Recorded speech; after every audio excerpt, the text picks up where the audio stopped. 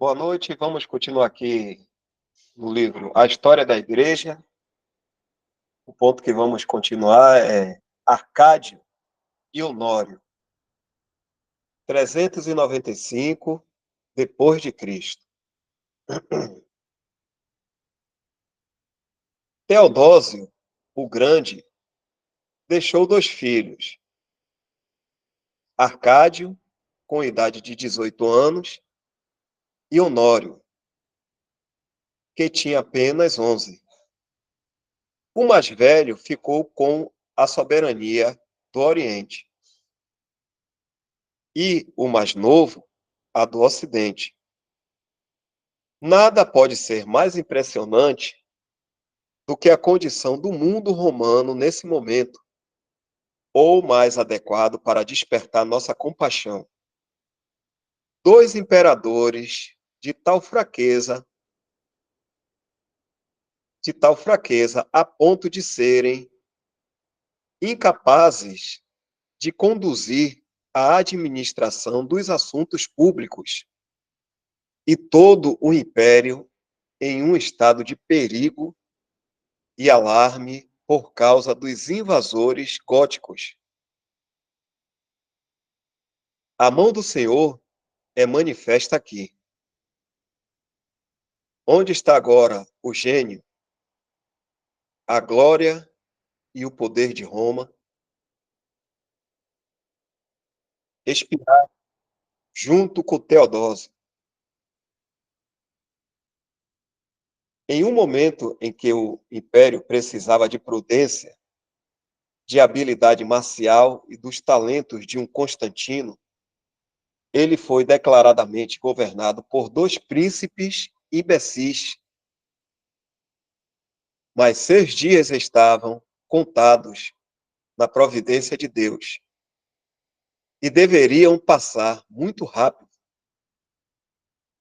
A mais feroz tempestade que já tinha assolado o império estava, então, pronta a irromper em sua honra de fraqueza, em sua hora de fraqueza.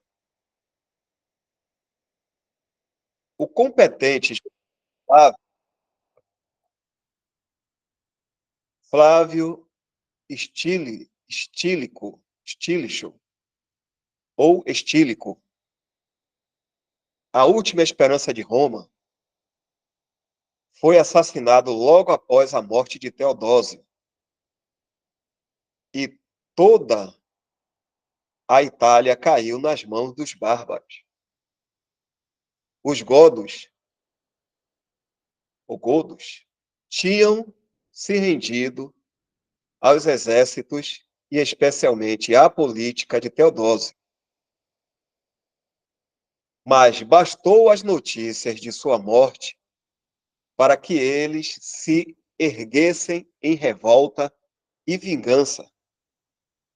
O famoso Alarico, o famoso Alarico, o astuto e competente líder dos godos, apenas esperou para uma oportunidade favorável para levar adiante um esquema de maior magnitude e ousadia do que qualquer outro que tenha passado na mente de qualquer dos inimigos de Roma desde os tempos de Aníbal.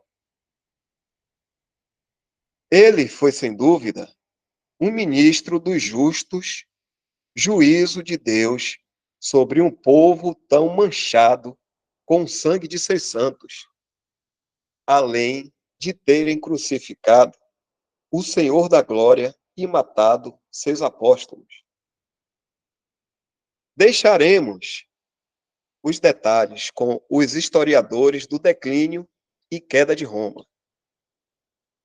Mas podemos dizer, brevemente, que Alarico era tão seguido não apenas pelos godos, mas também pelas tribos de quase todo nome e raça.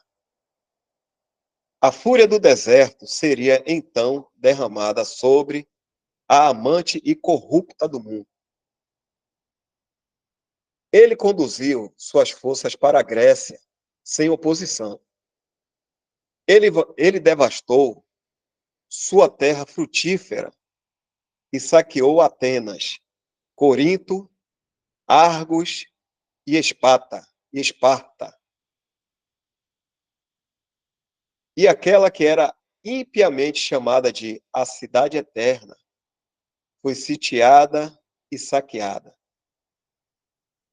Por 6 dias, ela foi entregue ao abate sem remorsos e a todo tipo de pilhagem. Assim caiu a culpada e devota cidade pelo juízo de Deus. Nenhuma mão se estendeu para ajudá-la. Ninguém para lamentar seu destino. Também as províncias mais ricas da Europa, como a Itália, a Gália e a Espanha, foram devastadas pelos sucessores imediatos de Alarico, especialmente Átila. E novos reinos foram instituídos pelos bárbaros. Assim, a história do Quarto Grande Império Mundial termina por volta do ano 478 depois de Cristo. 1229 anos, ano após a fundação de Roma.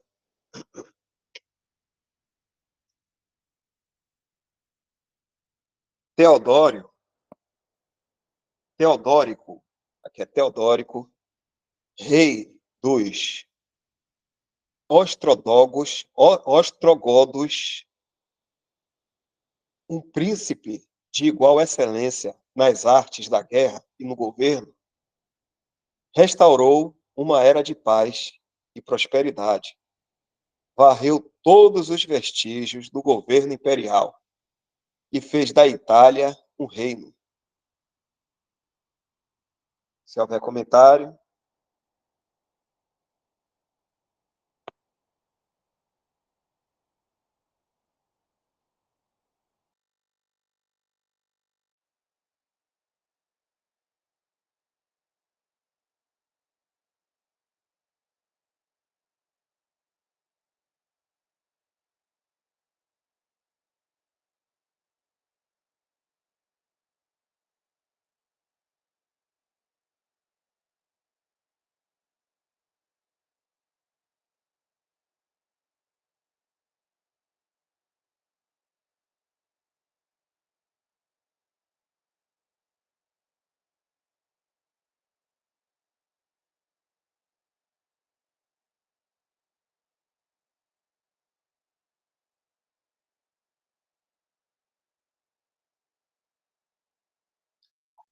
Vamos lá.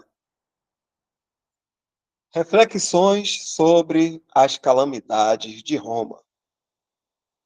O leitor cristão pode aqui achar proveitoso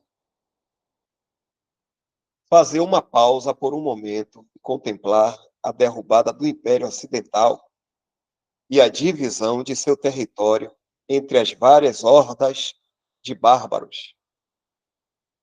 É nosso privilégio e para nossa edificação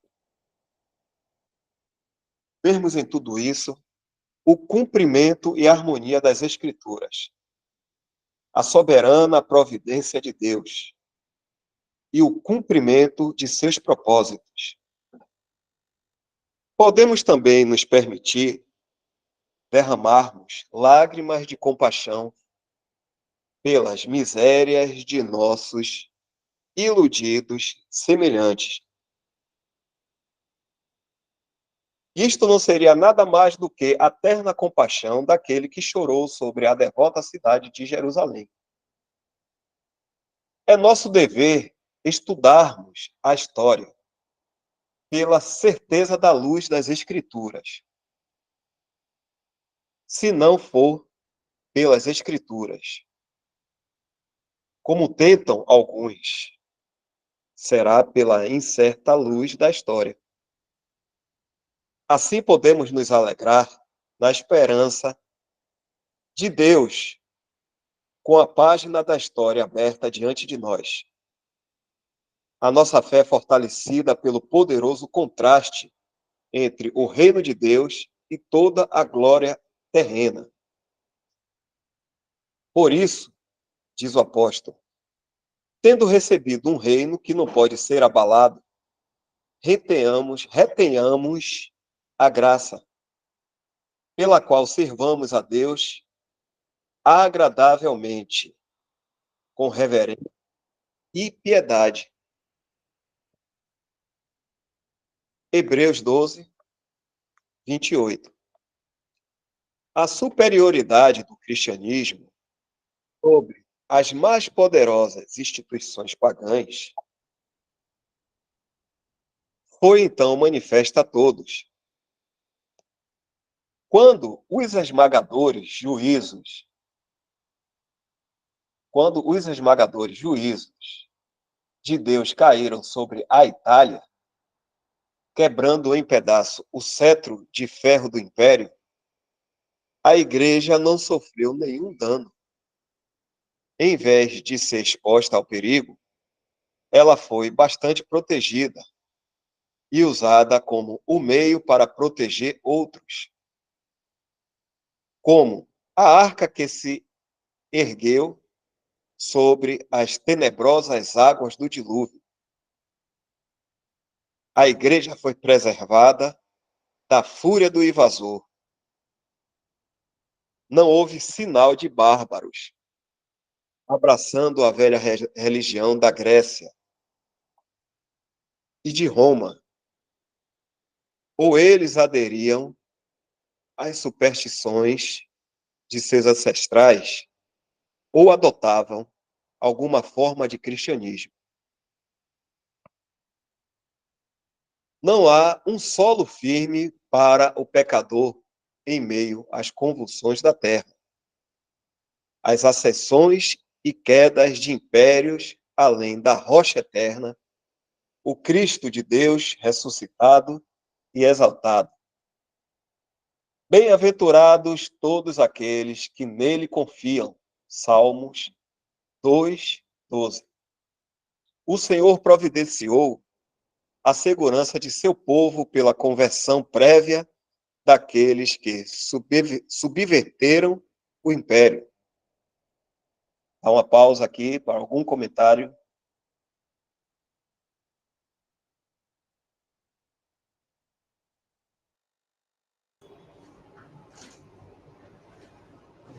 Estava lembrando aí com essa queda aí do Império Romano, lembrando de Daniel, né, o livro de Daniel, quando o rei Nabucodonosor sonhou com aquela estátua, e a estátua,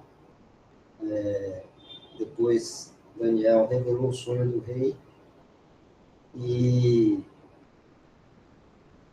mostrava assim aquela estátua, os impérios, né, que vamos dizer, se sucederiam, primeiro começando com aquele império babilônico ali, com o rei Nabucodonosor, até chegar aí a esse império aí romano, que na estátua é representado pelas pernas de ferro, né?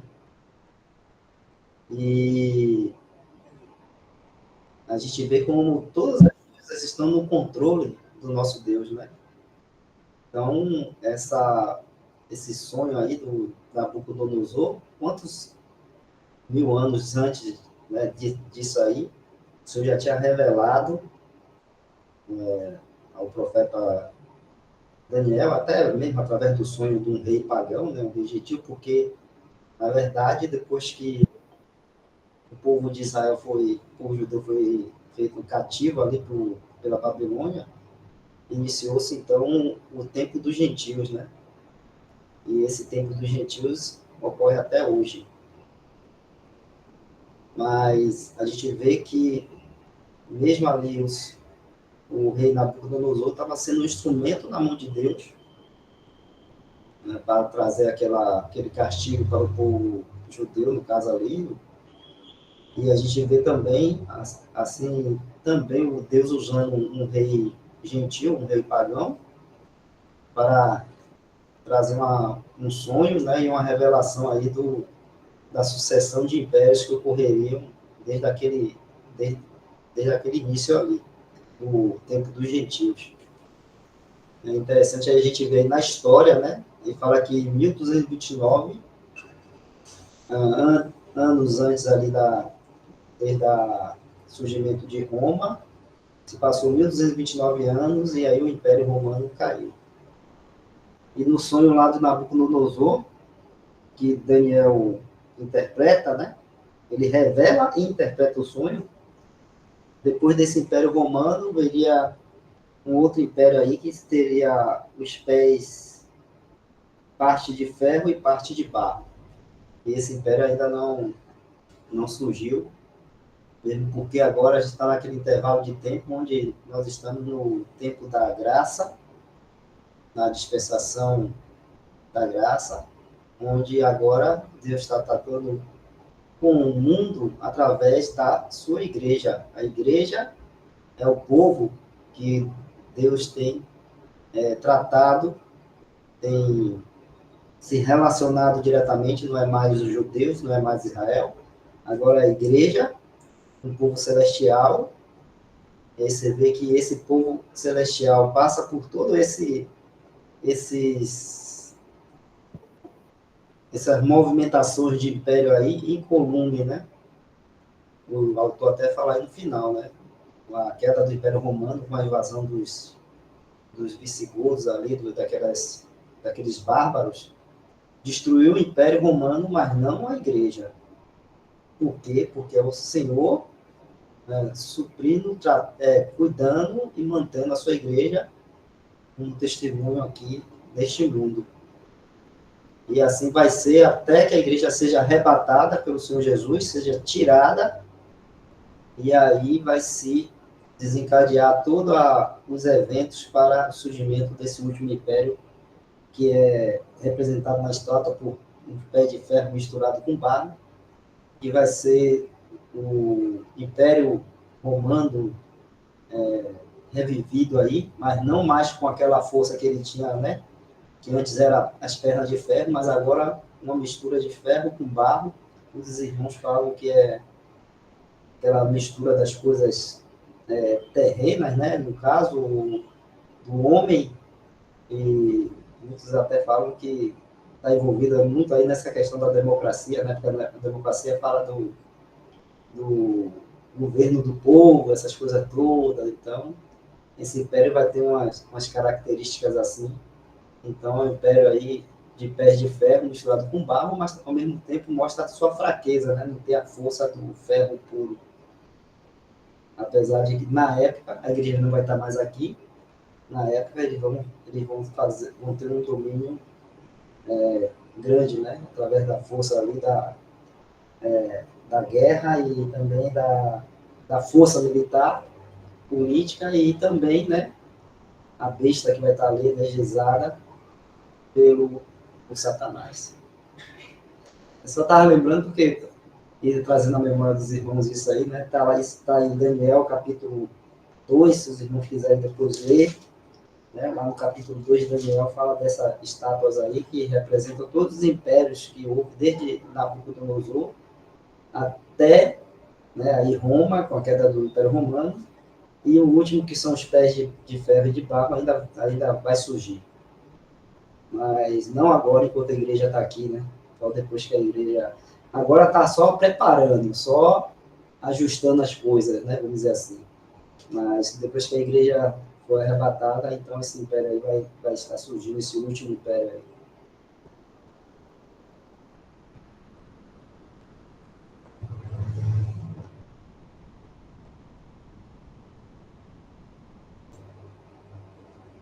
Então, esse vai.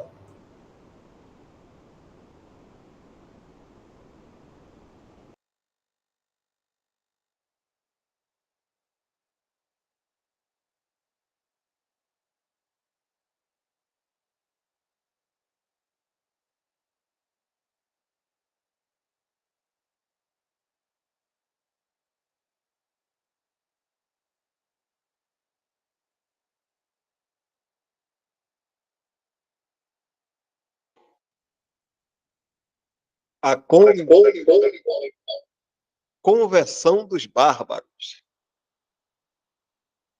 É sempre interessante e edificante identificar a mão do Senhor ao tornar a ira do homem em instrumento para seu próprio louvor e ao trazer o maior bem ao seu próprio povo em meio ao que parecia ser sua mais pesada calamidade.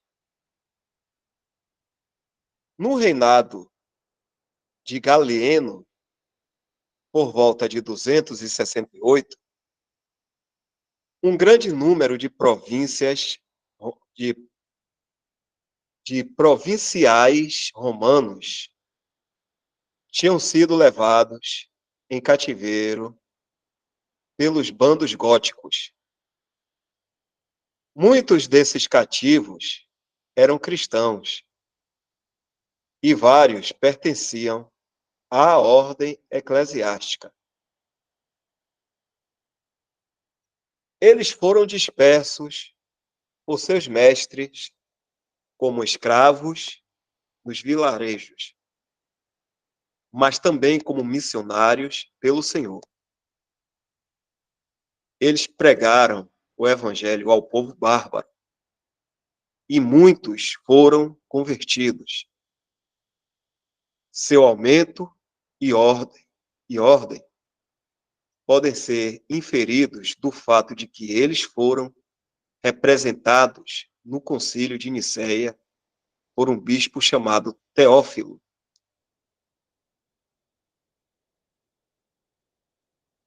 O Filas, que é comumente chamado o apóstolo dos godos, mereceu a grata lembrança da posteridade, mas especialmente dos cristãos. Por volta da metade do século IV, da metade do século IV, ele inventou um alfabeto e traduziu as escrituras para a linguagem gótica,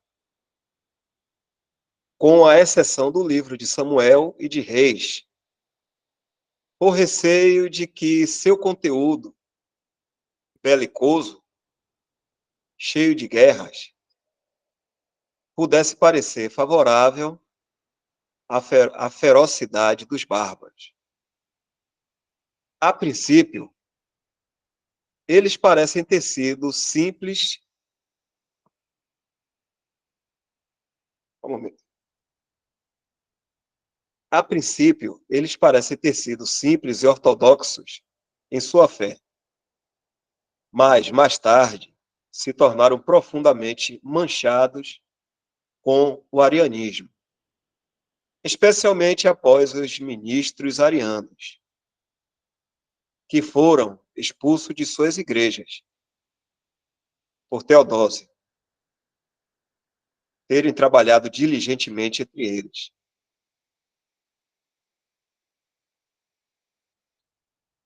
Alarico e seus godos eram cristãos professos. Eles dirigiam sua ira contra os templos pagãos, mas reverenciavam muito as igrejas. Esta foi a grande misericórdia de Deus para seu povo. Muitos fugiam para as igrejas, onde encontravam um santuário. A fé fervorosa e o zelo infatigável de Eufilas, juntamente com sua vida irrepreensível, tinham ganhado o amor e confiança do povo. Eles receberam na fé as doutrinas do Evangelho,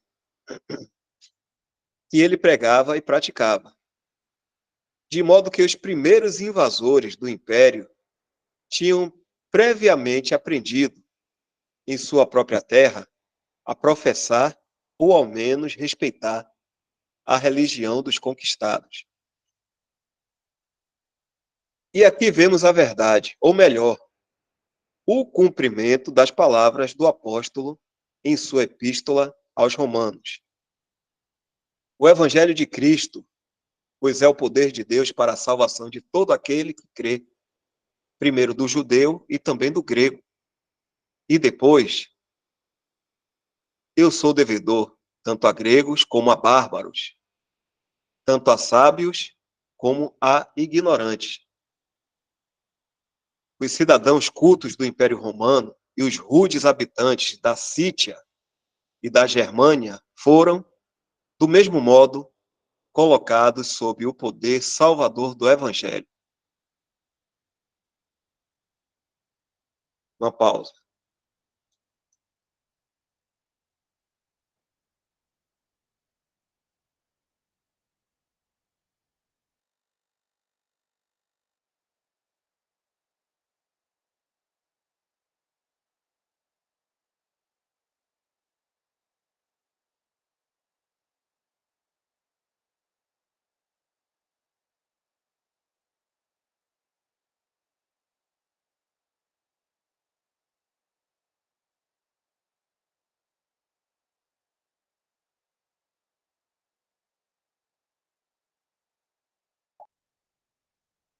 A conversão de Clovis. Como a conversão de Clovis é conhecida como sendo a mais importante do século V, devemos fornecer alguns detalhes, em particular sobre o evento, importante em relação às suas consequências, tanto imediatas quanto remotas, na história da Europa e também da Igreja. Os francos, um povo da Germânia, tinham se estabelecido no norte da França, perto da aldeia Cambrai,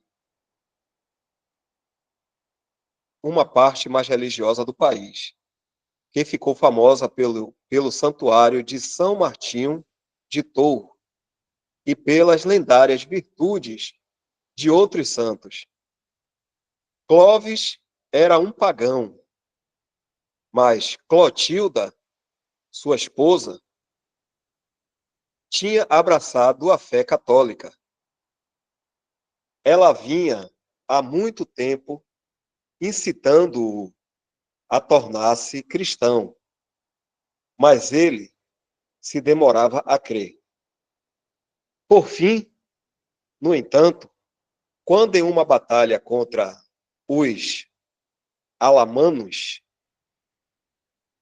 e se encontrando em perigo, ele pensou no Deus de Clotilda e orou a ele, declarando que seus antigos deuses tinham falhado para com ele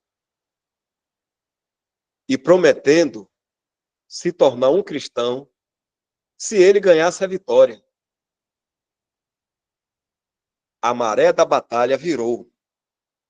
Seus inimigos foram derrotados e, fiel ao seu voto, no Natal de 496, Clovis foi batizado em Reims, acho que está certo, né? Em Reims, pelo bispo Remígio. 3.000 guerreiros seguiram seu exemplo, declarando estarem dispostos a adotarem a mesma religião de seu rei. Interessante. Aqui temos outro Constantino. Clovis encontrou na profissão do cristianismo algo mais favorável aos seus interesses políticos. Mas isto não produziu mudança para melhor em sua vida. Seu objetivo era conquistar. Sua ambição não tinha limite. Suas obras eram ousadas e cruéis. De um mero líder franco, com um território pequeno, ele se tornou o fundador da grande monarquia francesa.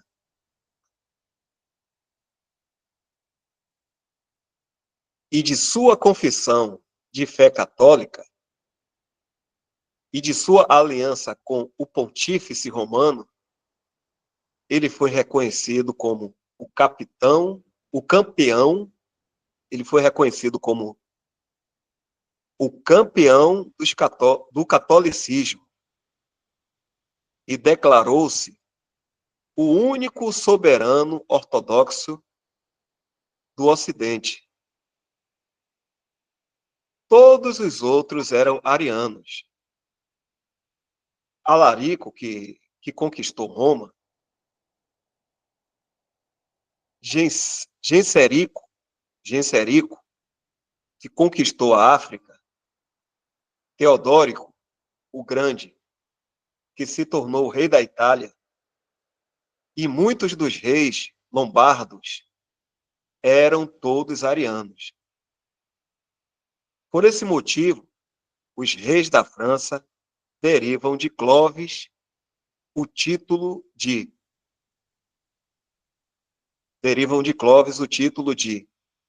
filho mais velho da igreja.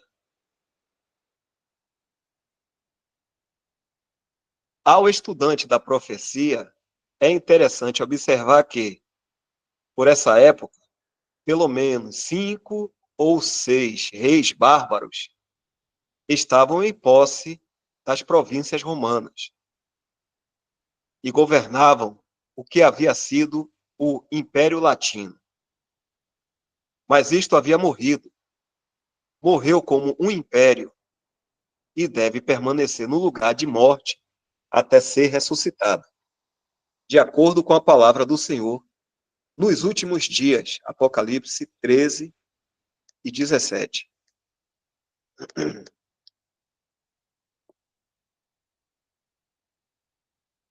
Antes de concluirmos o período de Pérgamo, achamos que será necessário observar, mesmo que brevemente, 3 coisas: o estado interno da igreja, a controvérsia pelagiana e a controvérsia nestoriana. Pausa.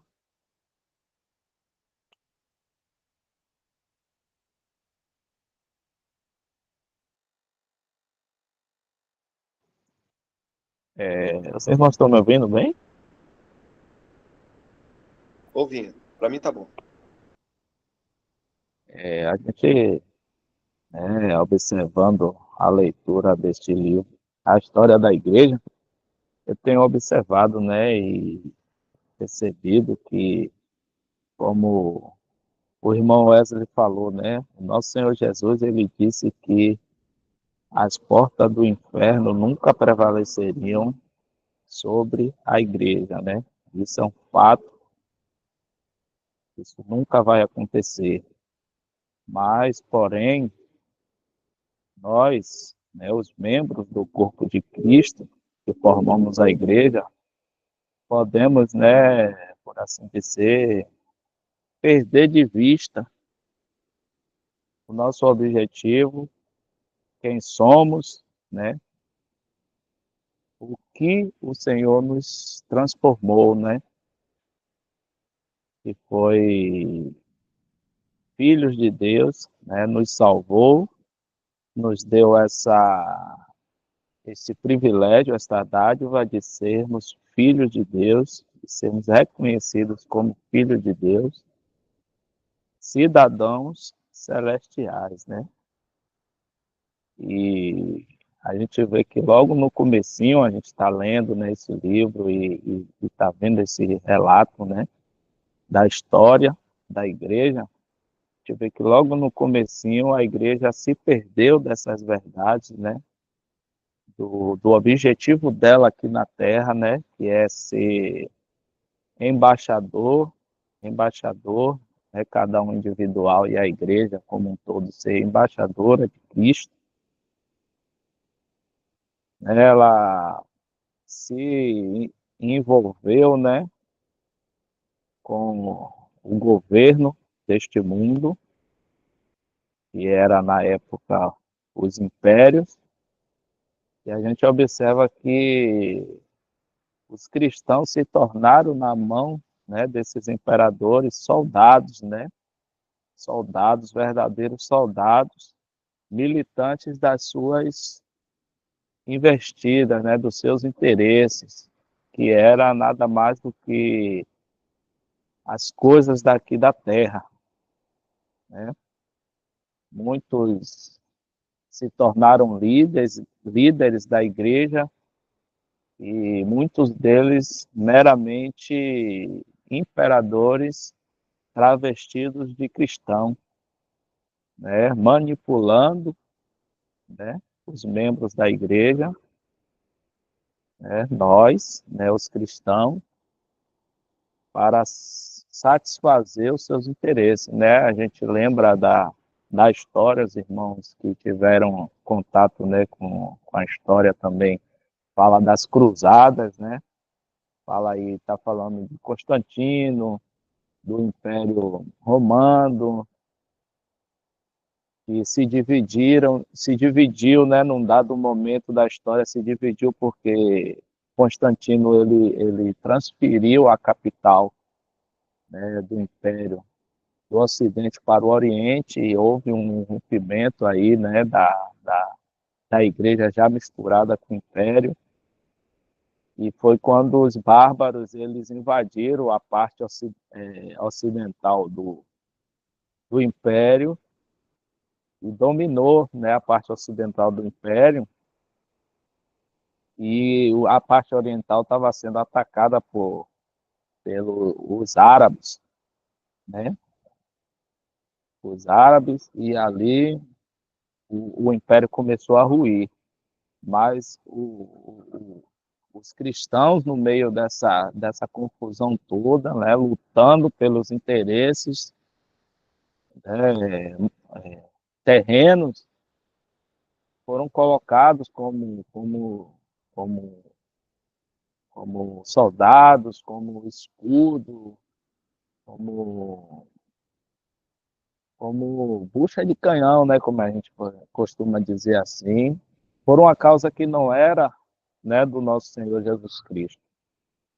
E a gente vê isso se repetindo hoje, irmãos, né? A gente vê isso se repetindo hoje, a gente vê cristãos, né, envolvidos ainda, né, por causa do sistema religioso que continua, né, imperando na esfera cristã, na cristandade, né, usando esses cristãos para lutar por interesses que não são dados pelo nosso Senhor Jesus, né? O nosso Senhor Jesus diz que somos cidadãos celestiais, que estamos no mundo de passagem, né? Nossas bênçãos são espirituais nos lugares celestiais, e a gente aqui só está, né, representando o nosso Senhor Jesus e levando a mensagem da salvação, né, anunciando o Salvador, que é Cristo.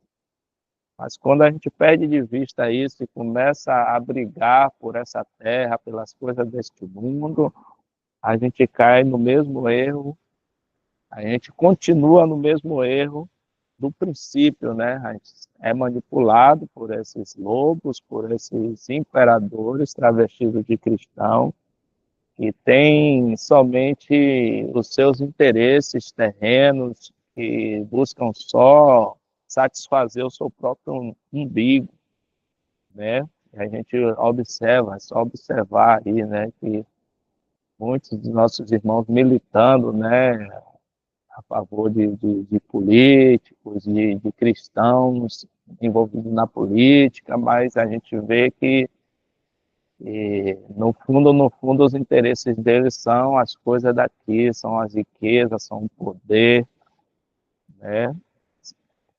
O ter, né? Propriamente dito. E a gente consegue ver isso na história, a história se repetindo. E é o que eu tenho observado, né? Na leitura deste livro, a história continua se repetindo. Então, mas o Senhor ele sempre tem os seus, né? Sempre teve os seus, como ele mostrou a Elias, né? A gente viu que Elias achou que estava só, mas tinha aquela quantidade de profetas que o Senhor tinha separado, que não dobraram o joelho diante de Baal. O Senhor sempre tem os seus no meio dessa confusão toda, que é o testemunho cristão, como foi, né, em 1500, né, esses anos todos de domínio, né, desses imperadores, dessas pessoas manipuladoras, e a verdade estava ali sucumbida, né, estava ali sufocada por eles, mas o Senhor sempre teve os seus, e sempre buscou um meio de resgatar essas verdades, né? De trazer novamente as verdades da palavra de Deus, do verdadeiro objetivo do cristão, dado pelo Senhor Jesus. E graças ao Senhor, ele sempre utiliza os seus para trazer à tona, para revelar, né, as verdades.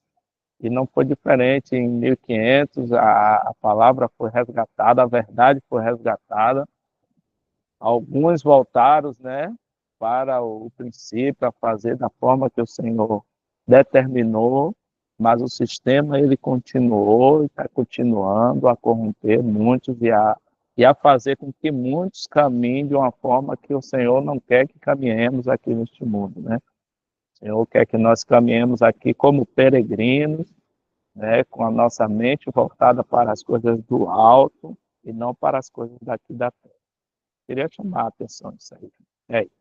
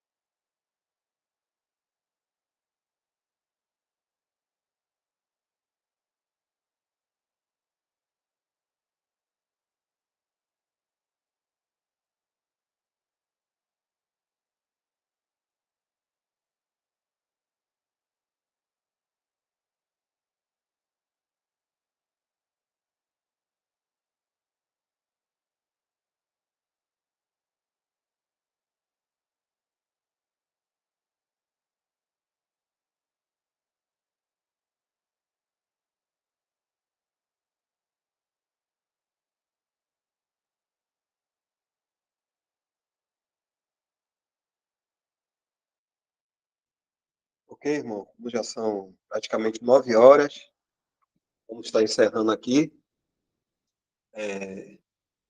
E na próxima semana a gente continua a partir desse ponto.